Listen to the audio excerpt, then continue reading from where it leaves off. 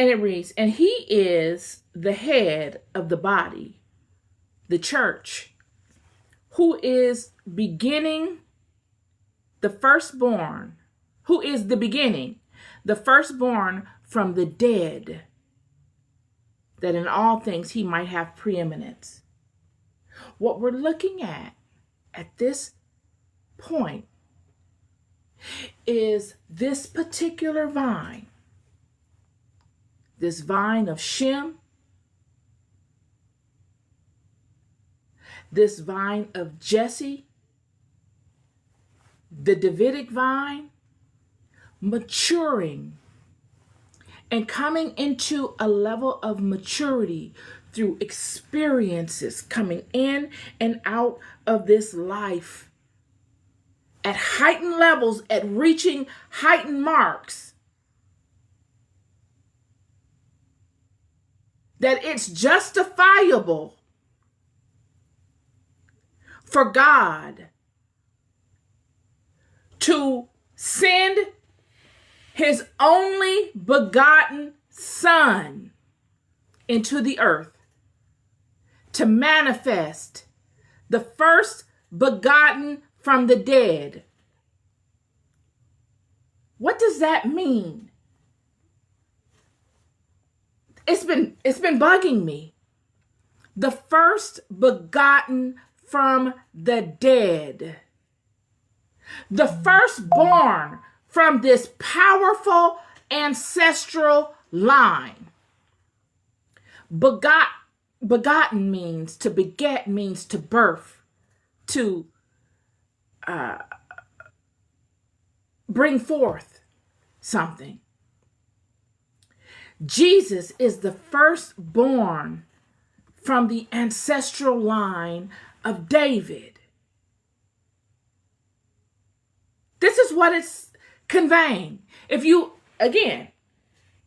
We've got to be in a place where we're able to look at things for what the scripture is saying and what the history of the people have done. The first begotten of the dead.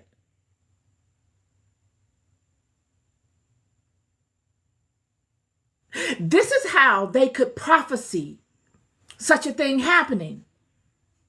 It's as if this life, we can look at our own lives and see this.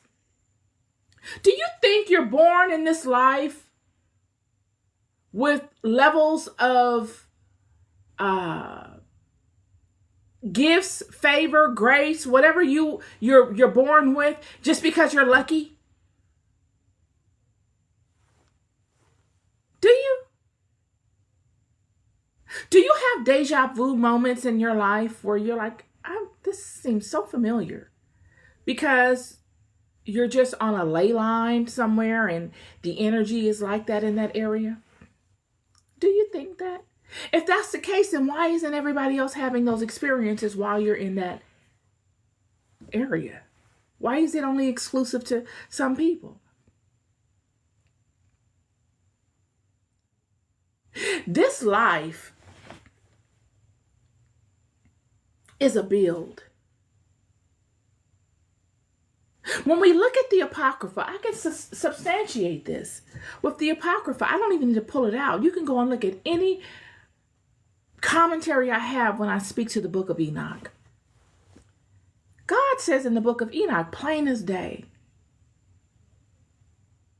that this life is for Adam and Eve to be able to come to a knowing of themselves and of God through multiple lifetimes. You will never get the totality of what this life is to teach you in one life. You just don't live long enough. Many of us can live 100 years and never know anything because we're so enamored with the distractions. That is this game we're dealing with. It's set up that way. It's set up for you not to pay attention to what you need to pay attention to. It's convenient for you to be lost in the dream. Yet Jesus would come in the fullness of the vine. And he would, through the fullness of the vine, be birthed within an environment, a family dynamic that would be able to sustain him in moving in the right direction. It's as if the stars all aligned for him. And they literally did. He was born under a particular star alignment. He was born within a particular family that could facilitate the direction in which God would want him to go. He would not be the only one that would come and proclaim himself a Messiah. There would be many that would come and do such things, friend. But they would come and go and they would not be effective. What made him effective was that he was a true Messiah. That he had the grace and the direction and the love and the attention from the ancestral realm. This is what made his blood so powerful. It's the vine from which he sprang forth from. A true vine. A guarded vine. A protected vine. And he comes forward and he is like a bird atop a roof.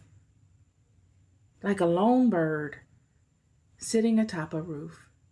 And he's observing. He has everything within him that he needs to make it through his life. Yet he's observing. And even though he did not covet the knowledge, he gave the knowledge freely. The environment of which he was in had shifted. He's still standing in the power of the vine, of all of those people that came before him from the same vine. The Nehemiahs, the Davids, the Hezekiahs, the Solomons. He's still standing in the Isaiahs, all of these monumental people, Caleb's, the Ezras, and so on. But many of the house that he's around that are of the same house do not stand in this integrity. What Jesus would find in Jesus coming forward would be that those that had shown levels of integrity during the time of his forefathers, those Daniels that when they went into Babylon kept the integrity of the laws of their house at their heart, even though they're serving in another man's kingdom that does not honor their God. They keep the integrity at heart.